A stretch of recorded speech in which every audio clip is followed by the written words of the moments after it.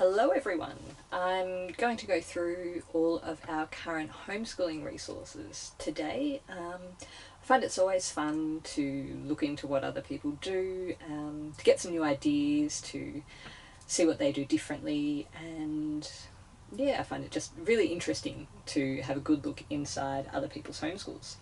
So I was planning to do this a couple of weeks ago in preparation for the actual school timing in Australia, but my husband packed most of them because, as many of you will know, we have started travelling again.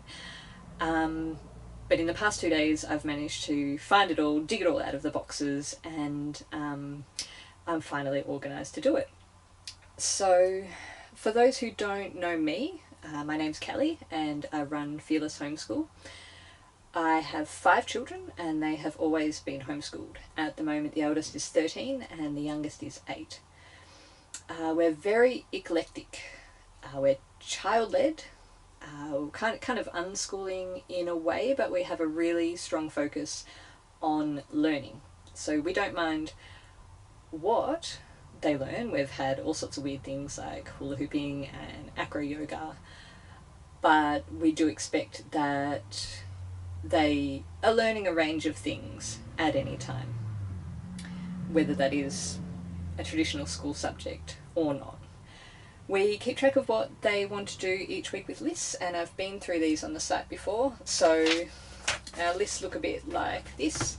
This is Forrest for this week. So he just puts the topics down one side, he puts how many squares he's going to do each week down there and crosses them off as he goes. So we don't have a regular weekly schedule or a regular daily schedule. We just get things done as we have time to get to them and as we're in the mood. So that allows us to be a bit more flexible with travel, parents studying, me running my business, all of those kinds of things. So I will start with all of the things that we do together first. We do quite a lot of group work. So the sorts of things that we can adapt for different age and ability levels and do together. So first off, I've got our creative writing. So we started doing this last year. This book basically contains a lot of story prompts.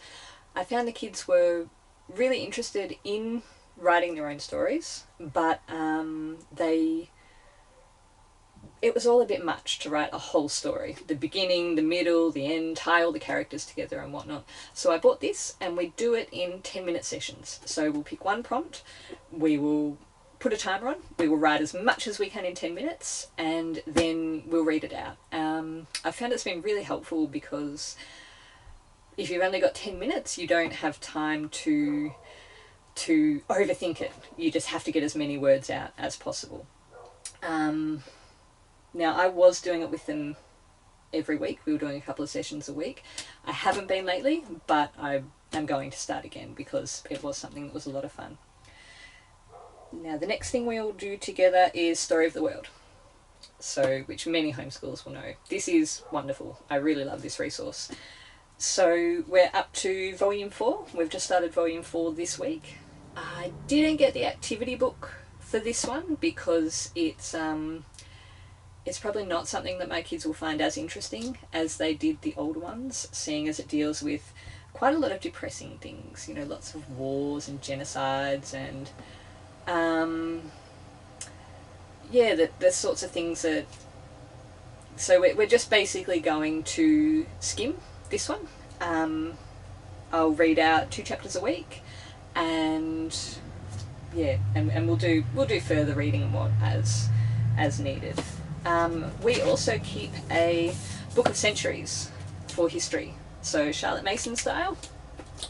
I just printed out a freebie which I will link to in the resources, and so as we go through we'll write down little bits and pieces. Some of the pages have pictures or other notes on them. It all just depends on what they feel like doing. So that helps to extend the history bit again. And one day, if we finally have a house, I would really like to do a big long timeline. So when we have the space. Now, something we started a couple of months ago, which has been an awful lot of fun, has been geography, and we're doing country by country. So we decided to start with Africa. Now, I printed these free maps out from Homeschool Creations. I suppose you could call this a bit of a unit study, the geography that we're doing.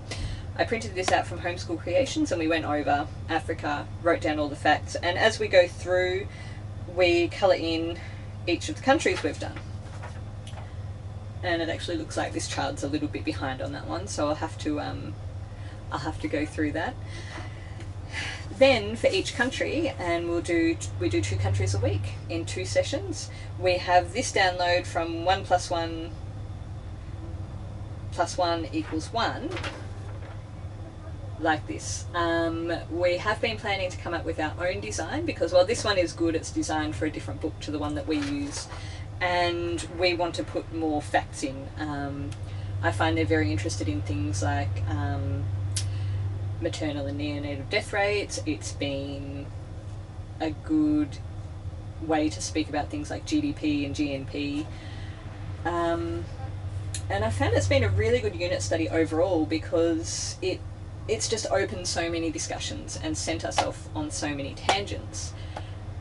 We've talked a lot about poverty, obviously, because we're talking about Africa. We've talked about preventable diseases and healthcare programs, about microfinance, about foreign aid, about civil wars, and then of course you've also got the environment kind of things. So, you know, things like deserts and how that affects people, natural resources, all sorts of really interesting conversations have come off from it.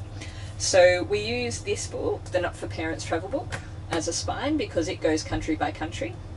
It doesn't give us a great deal of information, but we find the rest of the information online. So, you know, we'll find some writing about it, we'll look on Wikipedia, and we'll then go and find a video or 2 tourism on YouTube and watch it just to get a feel for what the country's like. Okay, now we also do Mystery Science, which is entirely online, although it does have printouts. That's free at the moment, I think, for homeschoolers. You get limited access up until about June. It doesn't go up to high school level, but I really enjoy it. I find it interesting, and it's good. It's slow paced, it is reasonably simple, the experiments are quick but effective, and yeah, I've been really enjoying it, and I think when my trial runs out in June, it's something I'll be paying for. What else have we got here? We're about to start doing Auslan again, which is Australian Sign Language. I did do this quite a bit with the kids when they were younger. We would learn songs and I went off and did an Auslan course, but it's something that's fallen off quite a lot, but it is something that we all find really fun. I found a free course written by a woman who is deaf, and it goes through 1 video a week and, you know, teaches you the basics from the start. So we'll supplement that with the songs and DVDs that we already have, which I think is something to sign about, plus a few things we got from the Royal Institute for Deaf and Blind Children when my son was doing therapy there. And yeah, I'm looking forward to getting back into that again. Now, we're nearly done. The kids also cook 1 thing a week, and they do put that on their list. It can be anything that they like. So this is a way that we're getting them to learn how to cook and how to prepare food and how long it takes and all of that kind of stuff. So they will make anything from pasta to biscuits to bread to basically whatever they feel like. You know, sometimes it's an elaborate meal with 3 different sections in it, and sometimes it's just some biscuits that are really hard to eat. But but it does improve over time, so it is worth it. And it also takes a lot of the pressure off us parents too, when you know that 5 different things are being cooked for you each week. Now, the last thing that we all do together is project books. I find my kids read and read and read and read, and they weren't really producing much from what they read. So I suggested this idea, and it's taken off. So I bought them each just a plain sketchbook, and they will do a session in that once a week, drawing, writing, whatever they feel like. So obviously this differs according to age. So my youngest has just turned 8, and this is fairly typical of what he would do. I wrote this poem out. It's A Land of Nod, and he illustrated it.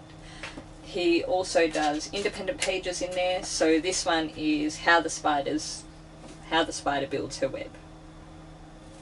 So just whatever catches his fancy from books that he's read or whatnot, he will copy it down, and yeah, and we help him with that. So then at the other end of the scale, my eldest has just turned 13 last week actually.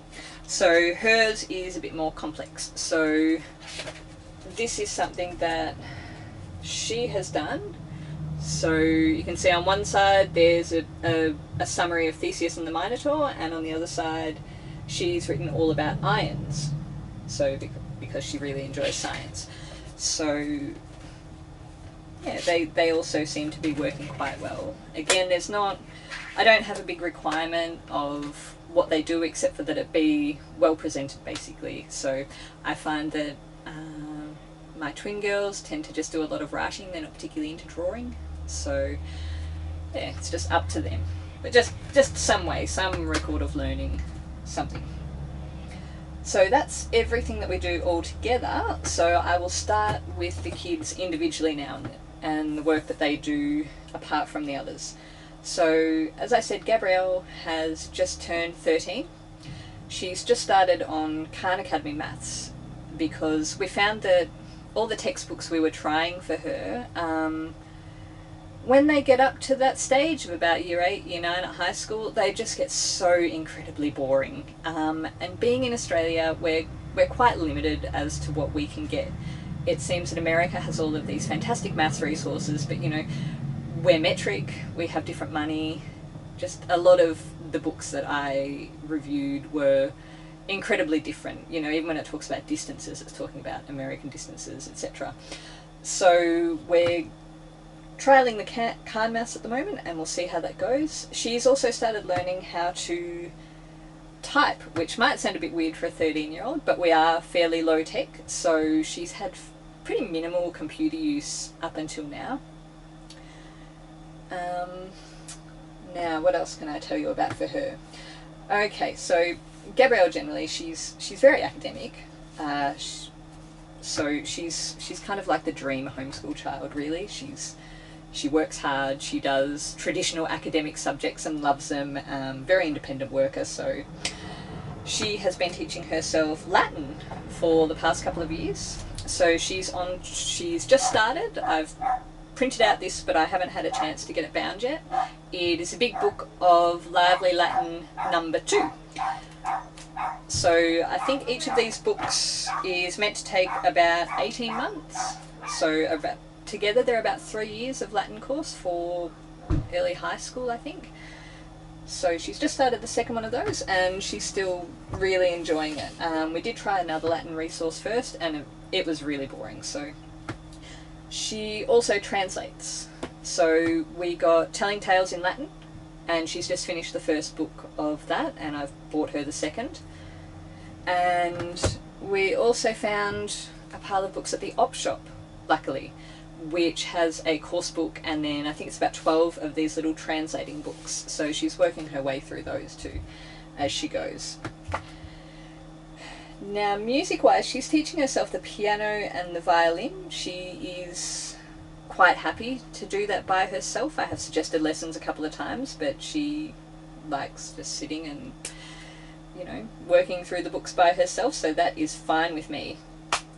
She is doing an online MOOC, a massive open online course, called The History of Western Civilization, and she is also writing and testing recipes for bread at the moment, because she loves cooking. So lastly, 2, I sit down with her every week and we read the classics. We started off with the Iliad. We didn't quite finish it because she was too familiar with the story. She'd read so many adaptations.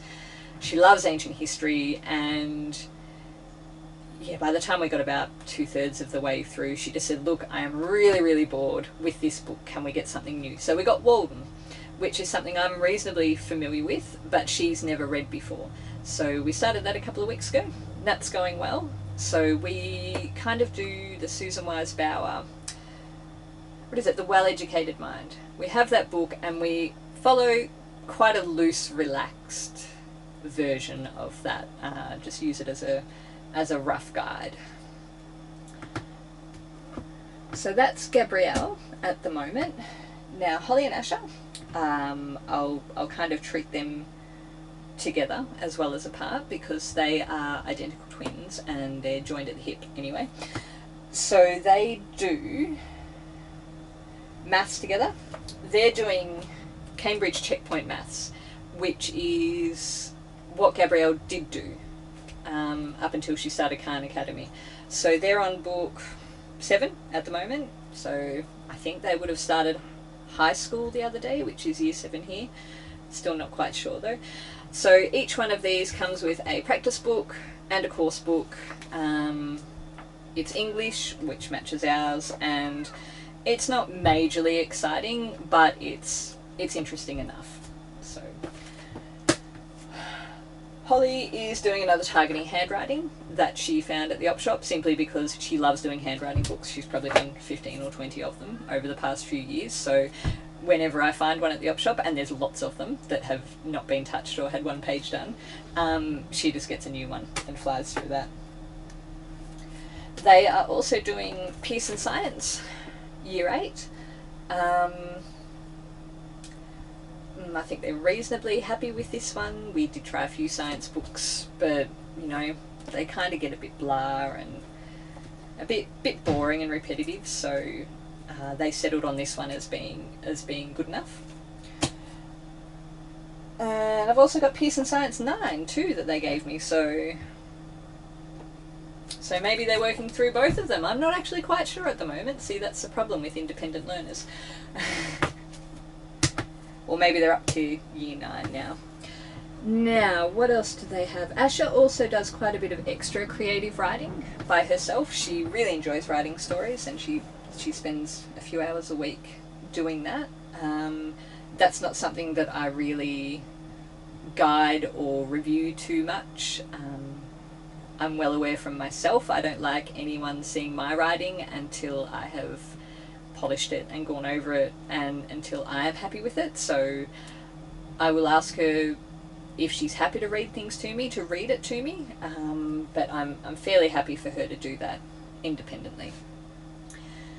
Now they are also doing 2 MOOCs each. So Asha by herself is doing the skeletal system. She's very interested in anatomy and physiology. She's already completed an online diploma in that. Holly is doing a course about dairy cattle. So it's covering the genetics and forage and pasture management and all sorts of stuff like that. She is a born farmer basically, so she spends a lot of her time reading farm books and animal books and playing with her chickens and all sorts of stuff like that. And together they are doing a MOOC called Shipwrecks and Submerged Worlds. Again, a lot of history and archaeology. So as well as things like Alexandria that they've found underwater, the methods that they use to study them. So radar and laser imaging and whatever else it covers. Alright, so that's the girls. Now Rex. Rex is 10. Rex has an unidentified syndrome, so he works very much at his own pace, and we give him as much as he needs at his own level. So at the moment he's beginning to read independently. He can read beginning readers, phonics readers, all that kind of stuff now. So he's doing a lot of reading practice basically.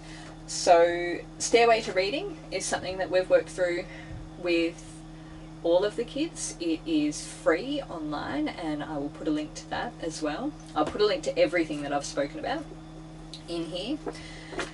So he's basically working slowly through that, you know, learning more digraphs, whatnot. He tends to need a bit more repetition before it sinks in, so this is a good way to do that. He is on, I've got set 1 of Bob books here, but he's going through the second set of Bob books, which are one of the only interesting phonics readers that we've found, and they match the progression in Stairway to Reading fairly well. He also does lots and lots of printouts and games and things like that. So one of those is this thing I bought from Preschool Mum, and it goes through each letter, gives you colouring activities and writing and all sorts of things like that. So that was just because he was having a bit of trouble remembering every single letter. So I found that by going through this letter by letter, he it's sinking in and he's not forgetting them anymore. So like I said, we also do lots of games. I think he's got a sight word game at the moment. He has word sheets where he makes Play-Doh letters to finish the words that are on there. All sorts of really tactile, hands-on stuff like that. And also too, because he's not reading independently, I read to him a lot. It tends to be about things like trucks and cars and all of that stuff, because that's what he's really interested in. So yeah, which is fantastic, because he remembers, when I read about those, he remembers virtually every single thing. So it's good to see. Now lastly we have Forrest. So Forrest has just turned 8. Now he is a fairly typical boy. He's just started reading independently and reading everything in sight. So he at the moment is doing first language lessons, level 3, which is also something that all the girls have done. And again, I really like this. I learnt so much from this, and I feel it's helped me so much when it comes to writing my university essays, everything like that. It's basically a very step-by-step grammar textbook. Goes through all the parts of speech, types of sentences, diagramming. We think it's wonderful. Poetry memorization includes that too. This is just another cheapy op-shop book that we found, literacy skills. So again, it's got, goes through letter by letter, has activities to do, has word searches, and he finds that quite enjoyable. Reading. Now obviously he reads whatever he feels like reading and whatever he can get his hands on. We do have standards for our reading, so we try to keep it a bit higher quality. There's there's Bummageddon and books like that just don't enter our house. Some people think I'm a bit restrictive in that, but quality. We want quality, not just quantity. But one thing I found which has been quite good is Tashi. So they are introductory, they're very sort of low-level readers, good for the beginning reader, but